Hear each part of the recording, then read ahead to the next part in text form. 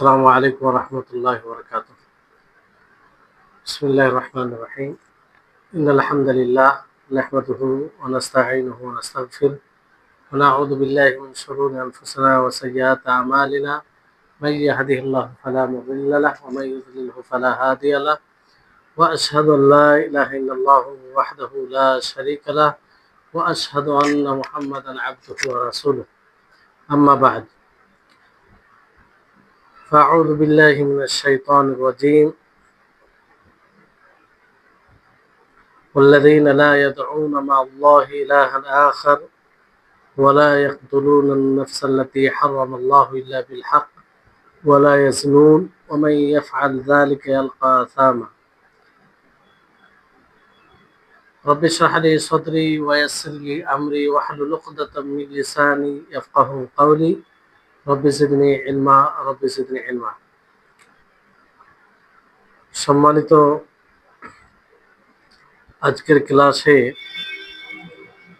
আল আকিদাতুল ওয়াসিতিয়া শেখুল ইসলাম ইবনে তাইমিয়া রাহিমাহুল্লাহ অন্যতম বই আল আকিদাতুল ওয়াসিতিয়ার ক্লাসে প্রায় আজকে 55তম পর্বে। এই ক্লাসে আপনাদের উপস্থিতি এবং আল্লাহ তাআলা আমাদের সকলকে উপস্থিত হওয়ার তৌফিক দিয়েছেন। যারাই উপস্থিত আছেন সর্বপ্রথম সকলকেই স্বাগতম জানাচ্ছি। দীর্ঘ এক লম্বা সময়ের পরে আল্লাহ তাআলা আবার আমাদেরকে উপস্থিত হওয়ার তৌফিক দিয়েছেন, পূর্বের নেই। এজন্য আমরা সার্বিকভাবে আল্লাহ তাআলার কৃতজ্ঞতা প্রকাশ করব যে এটা শুধুমাত্র আল্লাহ তাআলার তৌফিকেই সম্ভব হয়েছে, যেটা আল্লাহ তাবারক ওয়া তাআলার বিশেষ দয়া। তারপরে আমাদের সকলের প্রাণপ্রিয় নবী করিম মুহাম্মদ মুস্তাফা সাল্লাল্লাহু আলাইহি ওয়াসাল্লাম, ওনার উপরে অসংখ্য শান্তির ধারা বর্ষিত হোক। আল্লাহুম্মা সাল্লি আলাইহি আল্লাহুম্মা বারিক আলাইহি।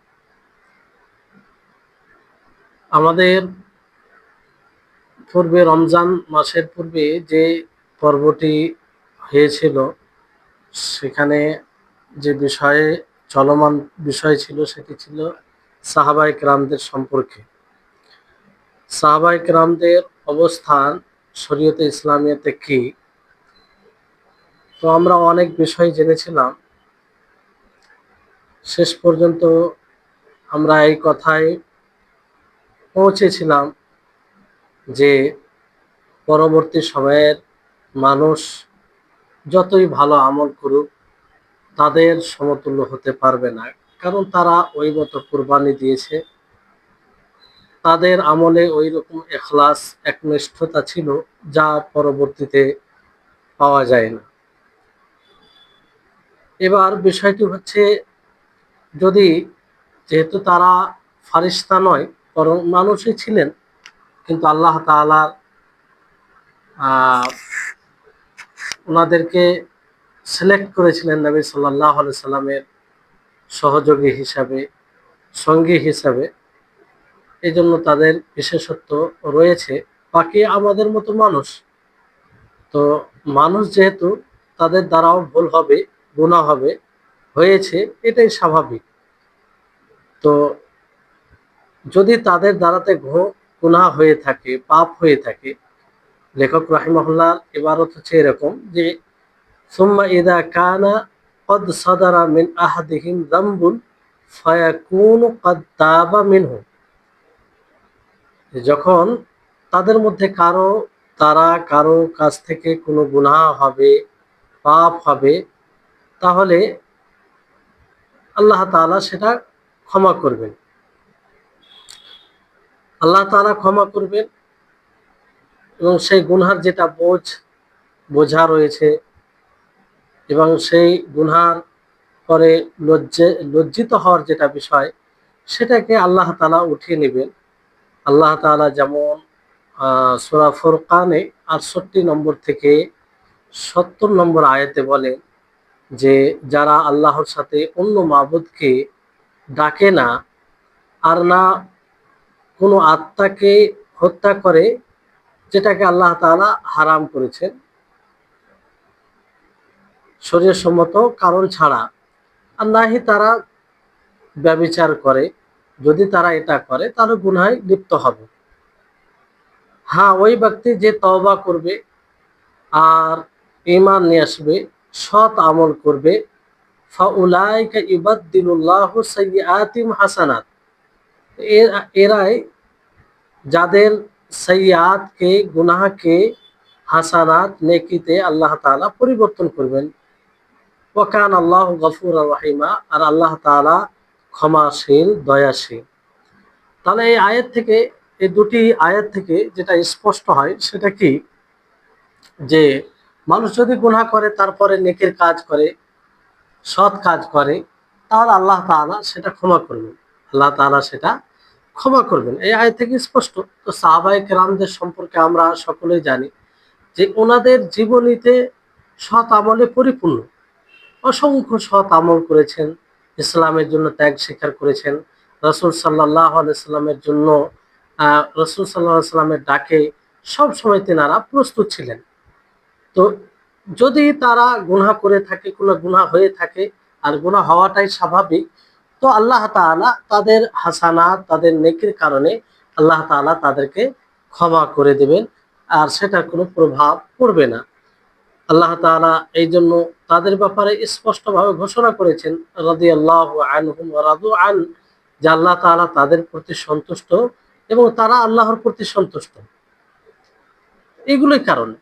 এর মানে এটা নয় যে তারা গুনাহ করেনি, পাপ করেনি। তাদের দ্বারা পাপ হয়েছে, গুনাহ হয়েছে, কিন্তু তাদের হাসানাত এতটাই, নেকি এতটাই, যে আল্লাহ তাআলা সেটাকে ক্ষমা করে দিবেন। সেটাকে কি করবেন? ক্ষমা করে দিবেন। তো এটা একটা বিষয়। তারপরে লেখক রাহিমাহুল্লাহ তিনি বলেন যে আও আতা বিহাসানাতিন তামহুহু, লিকাউলিহি তাআলা ইন্নাল হাসানাতি ইউযহিবুনাস সাইয়্যাত। যে অথবা, মানে প্রথমে তো তিনি বললেন যে আল্লাহ তাআলা ক্ষমা করে দিবেন, অথবা তিনারা এত হাসানাত, নেকি করেছেন যে নেকির মাধ্যমে তাদের গুনাহ নিশ্চিহ্ন হয়ে যাবে, পাপ নিশ্চিহ্ন হয়ে যাবে, গুনাহকে আল্লাহ তাআলা ক্ষমা করে দিবেন। আর এটাও আয়াত থেকে প্রমাণিত। উপরে যে দুটি আয়াত বলা হলো, সেই দুটি আয়াত থেকেও, এবং এই আয়াত আল্লাহ তাআলা যেমন বলেন সূরা হুদের 114 নম্বর আয়াতে, ইন্নাল হাসানাতি ইউযহিবনাস সাইয়্যাত, ইন্নাল হাসানাতি ইউযহিবনাস সাইয়্যাত, যে নিশ্চয় হাসানাত, নেকি সাইয়্যাতকে দূরীভূত করে দেয়, শেষ করে দেয়। তাহলে এখান থেকেও স্পষ্ট যে মানুষ যদি গুনাহ করে, গুনাহ করার পরে সে অনেক নেকি অর্জন করে, নেকি করে, সৎ আমল করে, তাহলে আল্লাহ তাআলা ক্ষমা করে দিবেন। আর এগুলো কোন ধরনের গুনাহ? এগুলো গুনাহ যে আহ, কারো হকের সাথে সম্পৃক্ত নয়, এরকম গুনাহ। এটা মানে দুটি কারণে আল্লাহ হয় তারা, তাদেরকে আল্লাহ তাআলা এমনি এমনি ক্ষমা করে দিবেন, না হয় তাদের হাসানাত এতটা যার কারণে তাদের গুনাহ নিশ্চিহ্ন হয়ে যাবে, আর না হয় পরবর্তী পরে লেখক রাহিমাহুল্লাহ কি বলছেন, আও গফিরা লাহু বিফজলি সাবিকাতিহি, অথবা ক্ষমা করে দেওয়া হয়েছে তাদের পূর্বের ফজিলতের কারণে। মানে তারা যে ইসলাম নিয়ে এসেছে, খুব সংকটপূর্ণ সময়ে, জটিলতার থাকার পরেও তারা সেই সময় ইসলাম গ্রহণ করেছে, ইসলামে দীক্ষিত হয়েছে, ইসলামের প্রচার প্রসার করেছে। এর ফলে আল্লাহ তাআলা তাদেরকে মাফ করে দিবেন। যেমন আহলে বদর, বদরি সাহাবীদের ব্যাপারে আহ, আল্লাহ তাআলা কি বলেছেন, যে ই'মালু মা শি'তুম ফাকাদ গাফারতু লাকুম, যে তোমরা যেটা ইচ্ছা সেটা আমল করো, আমি তোমাদেরকে ক্ষমা করে দিলাম। আমি তোমাদের ক্ষমা করে দিলাম, তোমরা যেটা ইচ্ছা সেটা আমল করো, আমি তোমাদেরকে ক্ষমা করে দিলাম। তাহলে এখান থেকে বোঝা যাচ্ছে যে আল্লাহ তাআলা তাদেরকে ক্ষমা করে দিবেন। কারণ ওই সময়, আপনি যে সময় বদর যুদ্ধ সংগঠিত হয়, ওই সময়ের অবস্থাকে আপনি অনুধাবন করুন। বিষয়টি হচ্ছে যে আল্লাহ তাআলা তাদেরকে ক্ষমা করে দিবেন। তাহলে কয়টি কারণ বলা হলো? প্রায় তিনটি কারণ। পরবর্তীতে লেখক রাহিমাহুল্লাহ আবার বলছেন, আও বিশাফাআতি মুহাম্মাদিন সাল্লাল্লাহু আলাইহি ওয়াসাল্লাম আল্লাযী হুম আহাক্কুন নাস বিশাফাআতি, অথবা মুহাম্মদ সাল্লাল্লাহু আলাইহি সাল্লামের সুপারিশের মাধ্যমে আহ, তাদেরকে ক্ষমা করে দিবেন। কারণ মুহাম্মদ সাল্লাল্লাহু আলাইহি সাল্লাম সুপারিশ করবেন, আর মুহাম্মদ সাল্লাল্লাহু আলাইহি সাল্লাম যাদের সুপারিশ করবেন সেই সুপারিশের হকদার সবচেয়ে বেশি কারা? স্বাভাবিক আমাদের উত্তর এটাই হবে যে আহ, তার সাহাবায়ে কেরাম, সাহাবাগণ সবচেয়ে বেশি হকদার, তাদের চেয়ে বেশি আর হকদার কেউ হতে পারে না। তো এইভাবে আল্লাহ তাআলা তাদেরকে ক্ষমা করে দিবেন, আর নবী সাল্লাল্লাহু আলাইহি সাল্লাম সুপারিশ করবেন, সাহাবায়ে কেরাম সবচেয়ে বেশি হকদারের।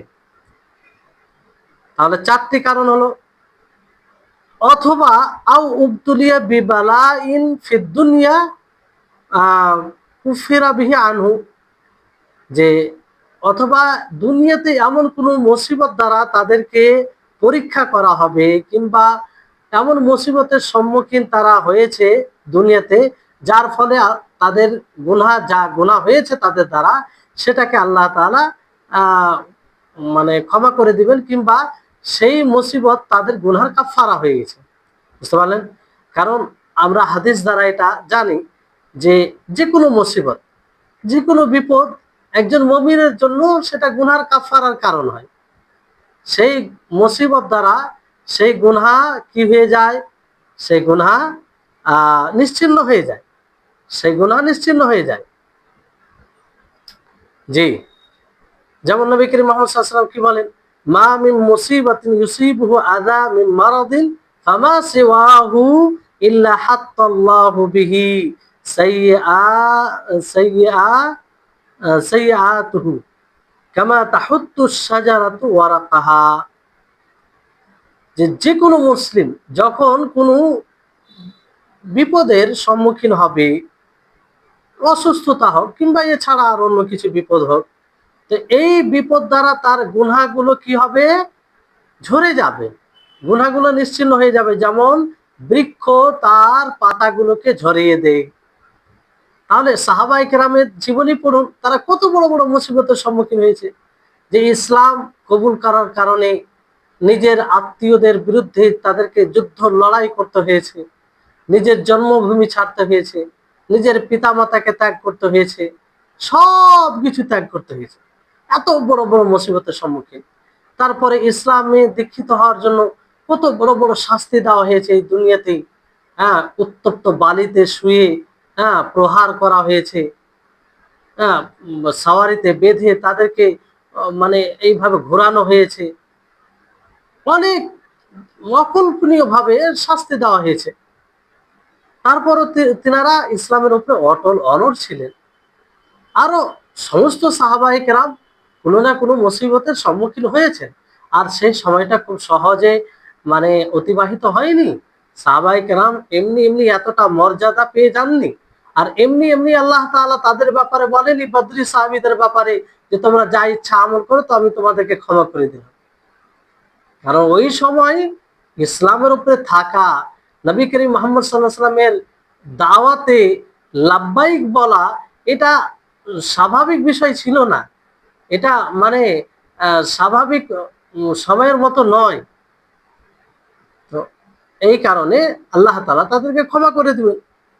তো এই হচ্ছে, তাহলে কয়েকটি কারণ বলা হলো, কয়টি কারণ বলা হলো, কে বলবে?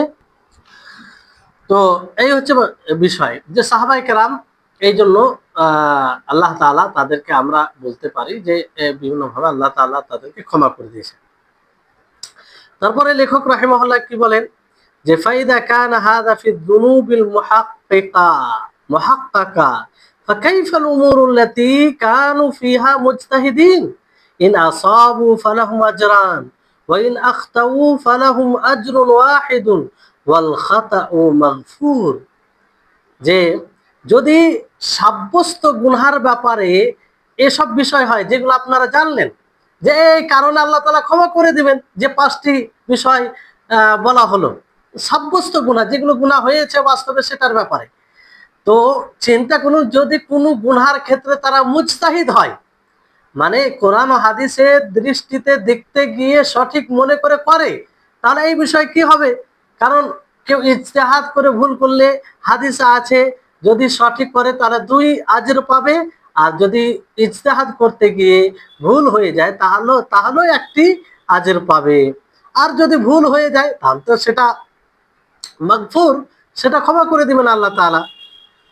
আর এর দলিল আছে, বহু দলিল আছে, পূর্বে দলিল গত হয়েছে। তো বিষয়টি হচ্ছে, তো এই জন্য তাদের জীবনে গুনাহ তাদের সমালোচনার কারণ হতে পারে না, তাদের সমালোচনার কারণ হতে পারে না। যে আমরা বলতে পারি তাদের মধ্যে ত্রুটি রয়েছে, তারা ত্রুটিযুক্ত, এইভাবে আমরা সমালোচনা করতে পারি না। কারণ তারা যদি গুনাহ করতে গিয়ে মুজতাহিদ হয়, যেমন আলী রাদিয়াল্লাহু তাআলা আনহু, মুআবিয়া রাদিয়াল্লাহু তাআলা আনহুর মাঝে যেটা ঘটেছে, এগুলো তেনারা সকলেই মুজতাহিদ ছিলেন। তো যারা সঠিকে উপনীত হয়েছিলেন তেনারা 2 আজর পাবেন, আর যিনাদের দ্বারা বেঠিক হয়েছিল তেনারা 1 আজর পাবেন।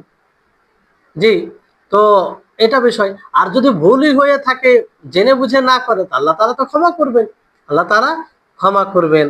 আর যদি বাস্তবে ইচ্ছাকৃতভাবে গুনাহ করে থাকে, গুনাহ হয়ে থাকে, তাহলে তো ওই উপরে 5টি যেটা বলা হলো সে কারণে আল্লাহ তাআলা ক্ষমা করে দিতে পারেন। এইজন্য তাদের মধ্যে এমন কোনো বিষয় নেই যে সেটা নিয়ে আমরা সমালোচনা করব। যেমনটা বর্তমান সময়ে করছে হতভাগা তারা, মিসকিন যাদেরকে বলা হয়, হ্যাঁ, যাদের হৃদয় কলুষিত, যাদের হৃদয় পরিষ্কার পরিচ্ছন্ন নয়, যাদের হৃদয় মানে একদম আবর্জনায় পরিপূর্ণ হয়ে গেছে, যাদের হৃদয় একদম পরিষ্কার পরিচ্ছন্ন নয়, আবর্জনায় পরিণত হয়ে গেছে, তারাই সাহাবীদের ব্যাপারে কটু মন্তব্য করবে, সাহাবীদের ব্যাপারে বিদ্বেষ রাখবে এবং তাদেরকে সমর্থন করবে যারা সাহাবীদেরকে গালি দেয়, যারা সাহাবীদেরকে নিয়ে মানে আপত্তিকর সমালোচনা করে। জি, তো এই হচ্ছে বিষয়। এই জন্য আমরা তাদের কোনো বিষয় নিয়ে সমালোচনা করতে পারি না।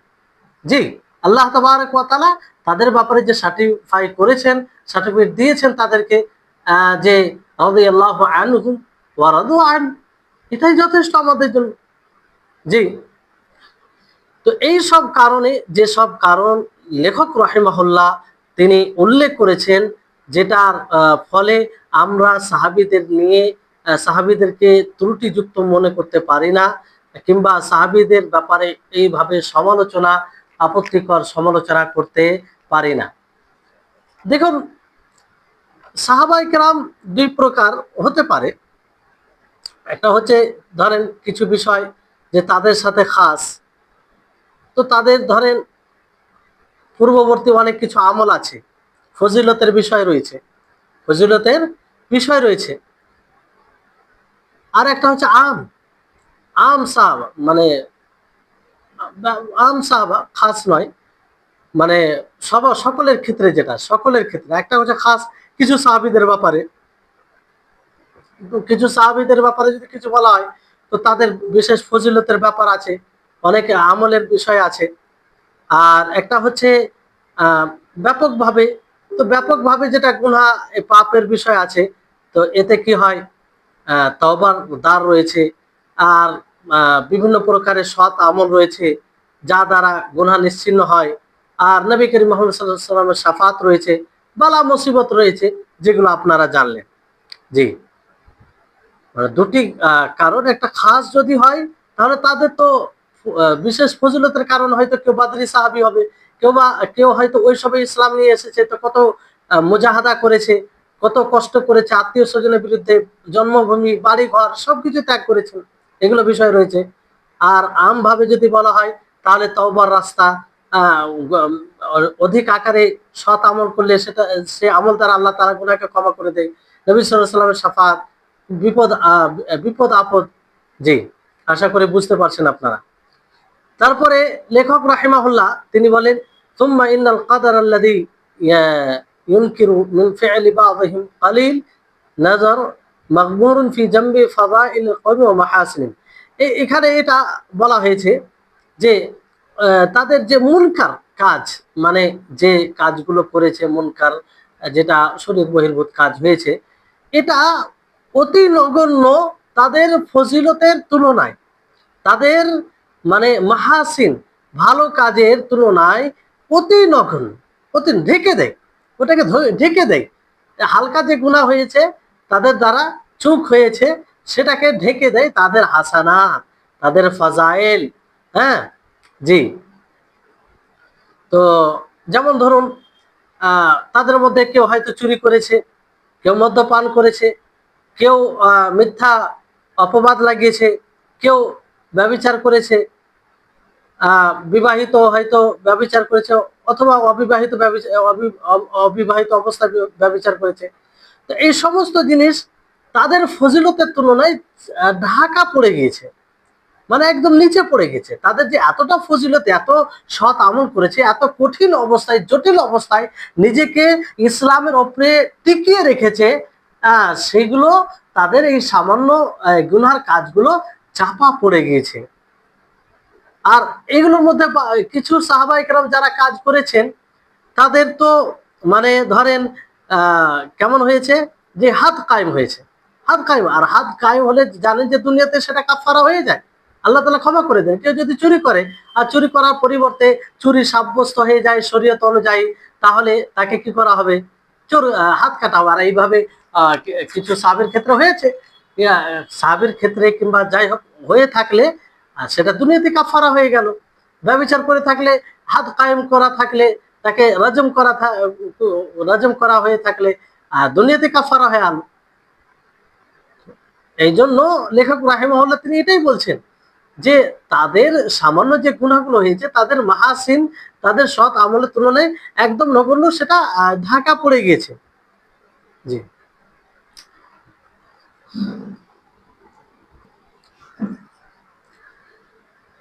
তো তারপরে লেখক রাহিমাহুল্লাহ তিনি বলেন যে তাদের মাহাসিন ফজিল বলার এটা উল্লেখ করার পর তিনি আগে বলে যে মিনাল ঈমান বিল্লাহি ওয়া রাসূলিহি ওয়াল জিহাদ ফি সাবিলিহি ওয়াল হিজরাতু ওয়ান নুসরা ওয়াল ইলমুন নাফি ওয়াল আমালু সালিহ, যে আল্লাহ এবং তার রাসূলের উপরে ঈমান নিয়ে আসা, মধ্যে তার পথে জিহাদ করা, আর হিজরত করা, সহযোগিতা করা, ইসলামের উপকারী জ্ঞান অর্জন করা, সৎ আমেল করা। তো এইগুলো মানে তারা তো আল্লাহ এবং তার রাসূলের উপরে ঈমান এনেছে, তার সাথে সাথে তারা আল্লাহর পথে সংগ্রাম করেছে, তারা হিজরত করেছে, হ্যাঁ, ইসলামের যথাযথভাবে তারা সহযোগিতা করেছে, নাফে জ্ঞান অর্জন করেছে, উপকারী জ্ঞান, সৎ আমল করেছে পরিপূর্ণ তাদের জীবনে এগুলো আমলে। তো এগুলোর তুলনায় যেগুলো সামান্য কিছু ভুল হয়েছে তাদের দ্বারা, এগুলো চাপা পড়ে যায় তাদের। জি। মানে বাস্তবে যেগুলো ভুল হয়েছে তাদের দ্বারা, সেগুলোই চাপা পড়ে যায়। এগুলো এতগুলো সৎ আমল তাদের, এত এত কোরবানি তাদের, এত বড় ত্যাগ শিক্ষা তাদের, এগুলোর এতে সেগুলো চাপা পড়ে যায়। তো যেগুলো মানুষ ভুল মনে করে কিন্তু আসলে ভুল নয়, যেমন পূর্বে বলা হলো, হয়তো মুজতাহিদ ইজতিহাদ করতে গিয়ে ভুল হয়েছে। তো ইজতিহাদ করতে গিয়ে যদি ভুল হয়, তাহলে তো নেকি পাবে, একটা আজেরও পাবে। আর যদি সঠিক এতে উপনীত হয়, তাহলে 2 আজের পাবে। আর ভুলে যদি হয়ে যায়, তাহলে তো আল্লাহ তাআলা সেটা ক্ষমা করবেন। জি। তারপরে লেখক রাহিমাহুল্লাহ তিনি বলেন যে আমান নাযারা ফি সিরাতিল কওমি বিইলমিন ওয়া বাসীরা ওয়া মা মিনাল্লাহি আলাইহিম হ্যাঁ ওয়া মা মান্নাল্লাহু আলাইহিম বিহি মিনাল ফাযাইল আলিমা ইয়াকিনান আন্নাহুম খায়রুল খালকি বা'দাল আম্বিয়া। যে যারাই তাদের সিরাত জীবনীকে নিয়ে গবেষণা করবে, দেখবে খুব দূরদর্শিতার সাথে, একদম ভালোভাবে, গভীরভাবে, আর আল্লাহ তাআলা তাদের উপরে যে ফজিলত, মর্যাদা তাদের উপরে দান করেছেন, সেটাকে দেখবে, তো নিশ্চিতভাবে জেনে যাবে যে তারা আম্বিয়ার পরে সবচেয়ে উত্তম মাখলুক, আম্বিয়ার পরে সবচেয়ে উত্তম মাখলুক। জি, নিশ্চিতভাবে তারা এটা জেনে যাবে যে আম্বিয়ার পরে সবচেয়ে উত্তম মাখলুক। আশা করি বুঝতে পারছেন আপনারা যে বাস্তবে যদি তাদের মানে সিরাত, তাদের জীবনী দেখা যায় খুব বাসিরতের সাথে, এবং আল্লাহ তাআলা যে ফজিলতের দিক তাদেরকে দিয়েছেন, যে নবীর সাথে নবীর সোহবত তারা পেয়েছে, তো এটা মানে নিঃসন্দেহে জেনে যাবে যে আম্বিয়ার পরে যদি কেউ কোন শ্রেণীর মানুষ উত্তম হয় আম্বিয়ার পরে, তাহলে সাহাবায়ে কেরাম রিজওয়ানুল্লাহি আলাইহিম আজমাইন, নিঃসন্দেহে, এতে কোনো সন্দেহ নেই। এমনকি বাকি আম্বিয়াদের উম্মতের চেয়েও উত্তম উম্মতে মানে সাহাবায়ে কেরাম রিজওয়ানুল্লাহি আলাইহিম। নবী সাল্লাল্লাহু আলাইহি সাল্লাম থেকে যেমন প্রমাণিত রয়েছে যে তিনি বলেন খায়রুন নাসে কারনি, যে মানুষের মধ্যে সর্বশ্রেষ্ঠ হচ্ছে আমার জামানা, সুম্মাল্লাযীনা ইয়ালুনাহুম, তারপরে তাদের যারা তারপরে আসবে, সুম্মাল্লাযীনা ইয়ালুনাহুম, তারপরে তারা যারা তারপরে আসবে। তাহলে আল্লাহর নবীর ভাষায় তিনি খায়রুন নাসে কারনি আম ভাবে বলেছেন যে মানুষের মধ্যে সর্বোত্তম আমার জামানা, সর্বোত্তম।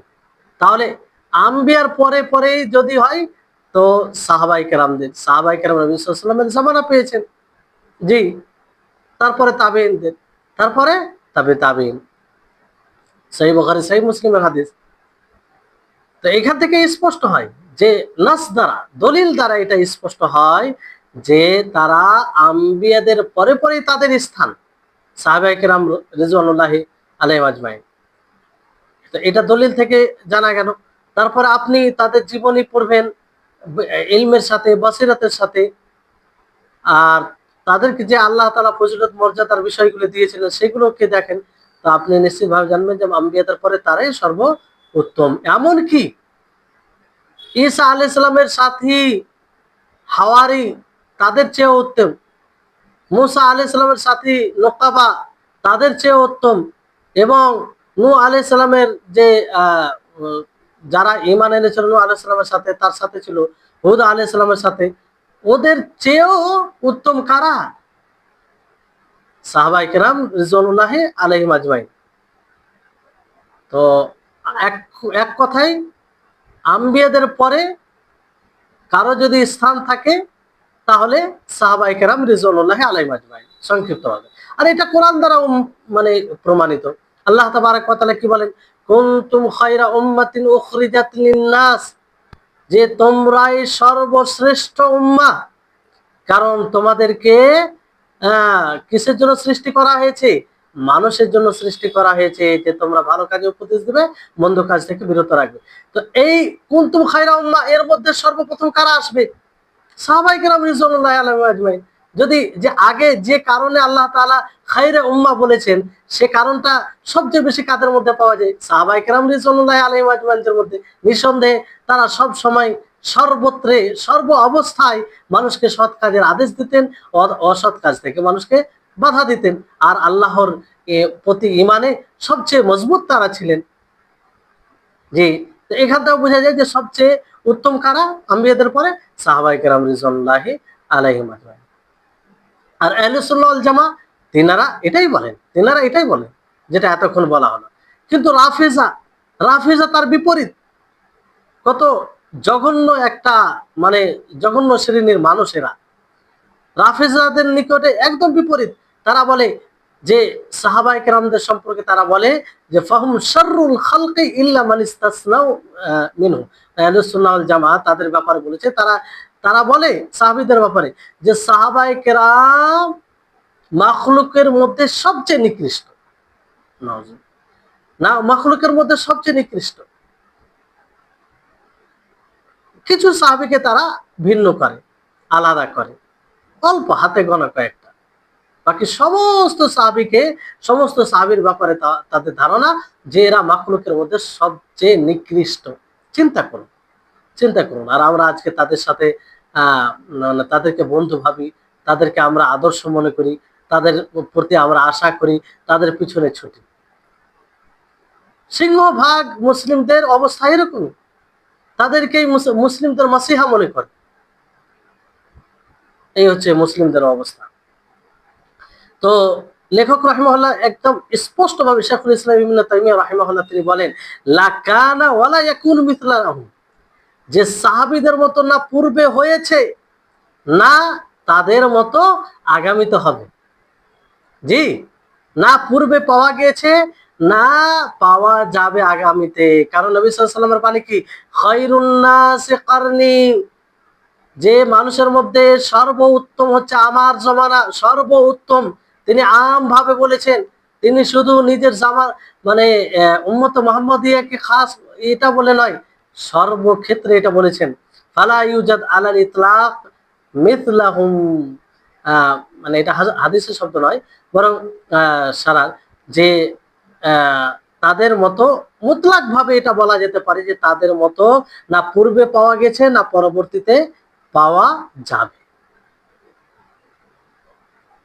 তো এজন্য লেখক রাহিমাহুল্লাহ কি বলেন পরে, ওয়া আন্নাহুমুস সাফওয়াতু মিন কুরুনি হাযিহিল উম্মাহ, যে তারা এই উম্মতের মধ্যে মানে বাছাইকৃত লোক, আল্লাতী হিয়া খায়রুল উমাম, যারা উম্মতের মধ্যে সর্বশ্রেষ্ঠ, ওয়া আকরামুহা ওয়া আকরামাহা আলাল্লাহি আযজা ওয়া জাল,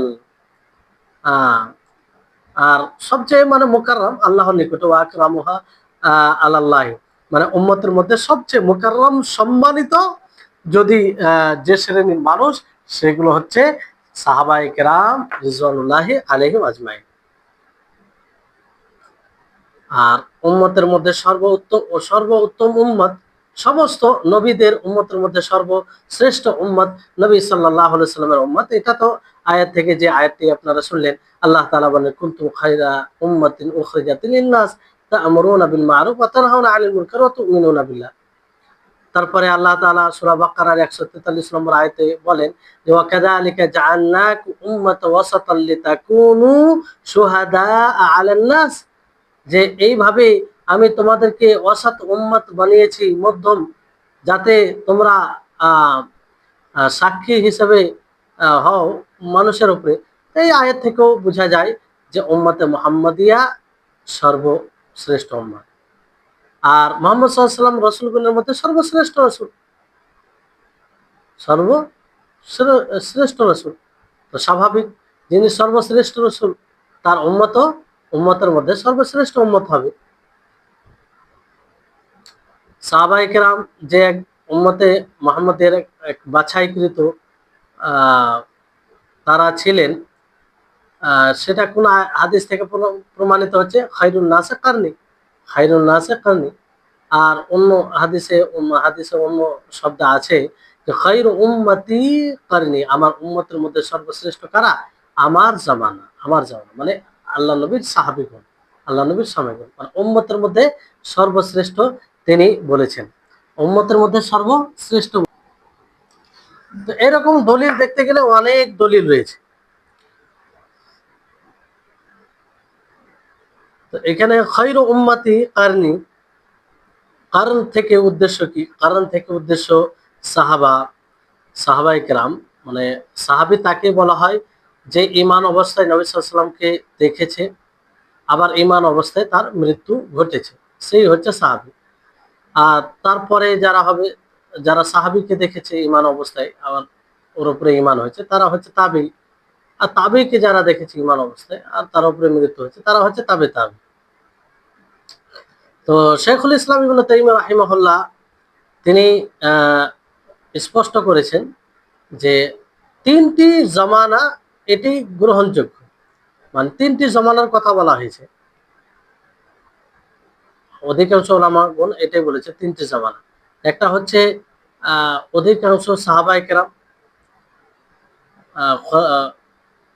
খোলাফায়ে রাশেদা, যে রয়েছে চারটি খলিফা, এমনকি বদর মধ্যে বেশিরভাগ রয়েছে বদরি। তারপরে আহ তাবেঈদের, তারপরে যেটা রয়েছে তাবি, তারপর তাবে। জি, মানে শেখুল ইসলাম ইবনে তাইমিয়া রাহিমাহুল্লাহ তিনি বলেন যে আহ, তিনটি জামানা যেটা দেখার মতো কিংবা গ্রহণযোগ্য। আর সব শেষে যে সাহাবীর মৃত্যু ঘটে, তিনার নাম ছিল আবু তুফাইল আমির বিন ওয়াসিলা আল-লাইথ, যিনার মৃত্যু মানে যিনি প্রায় 120 বছর কিংবা 10 বছর যাই হোক তিনি বেঁচে ছিলেন। তো এক কথাই যে সাহাবীদের জামানা, সাহাবীদের পরে তাবেইনদের জামানা, আর তাবেইন। তো অনেকে এইভাবে করেছেন যে প্রথম যেটা আসছে সাহাবীদের জামানায়, সেখানে বদরি সাহাবা, বেশিরভাগ বদরি সাহাবী ছিলেন, খোলাফা আরবা ছিলেন। আর তারপরে জামানায় যে বেশিরভাগ তাবেইন যিনারা ছিলেন তারা আসেন। সাহাবীদের মধ্যে যারা কম বয়সী ছিলেন তারাও এর অন্তর্ভুক্ত হয়। এরকম ভাবে কিছু কেউ বলেছেন। তো যাই হোক, আমরা যে মোটামুটি হিসাবে যেটা বুঝবো যে ৩টি জামানা, সেটা হচ্ছে সাহাবীদের একটি জামানা, তারপরে তাবেইনদের, তারপরে তাবেইনদের। এই হচ্ছে বিষয়। তারপরে বিষয় শুরু হবে অন্য আউলিয়াদের কারামাত ব্যাপারে। তো আজকে এটি আলোচনা না শুরু করে সামনে ইনশাআল্লাহ সামনে ক্লাসে, যেহেতু আজকে প্রথম শুরু হলো, সামনে ক্লাসে আবার হয়তো আগের মতোই ওই মতো সময় নিয়ে ক্লাস হবে। আশা করি আপনারা বুঝতে পেরেছেন। আল্লাহ তাআলার কাছে দোয়া করি আল্লাহ যেন আমাদের সকলকে ইলমে নাফে দান করেন, আর আমাদের সকলের মেধা শক্তি, বুঝশক্তি বাড়িয়ে দেন। আর ইলমের সাথে সাথে যেন আল্লাহ তাআলা আমাদেরকে আমল করার তৌফিকও দেন। আমাদের হৃদয়ে যেন আল্লাহ তাবারক ওয়া তাআলার সাহাবীদের প্রতি ভালোবাসায়, সাহাবীদের প্রতি মর্যাদা রাখায় পরিপূর্ণ করে দেন। আমরা যাতে কোনো মতেই সাহাবীদের প্রতি বিদ্বেষ যারা রাখে তাদেরকে কোনোভাবে সমর্থন না করি, বরং তাদের প্রতি যেন ঘৃণা রাখতে পারি। আ আ তাদের আ তাদের ফিতনায় যেন আমরা কোনো সময় না পড়ি। আল্লাহ তাআলা আমাদের সকলকে তৌফিক দান করুন। ওয়া আখির দাওয়ানা আনিল হামদুলিল্লাহি রাব্বিল আলামিন। আসসালামু আলাইকুম ওয়া রাহমাতুল্লাহি ওয়া বারাকাতুহু।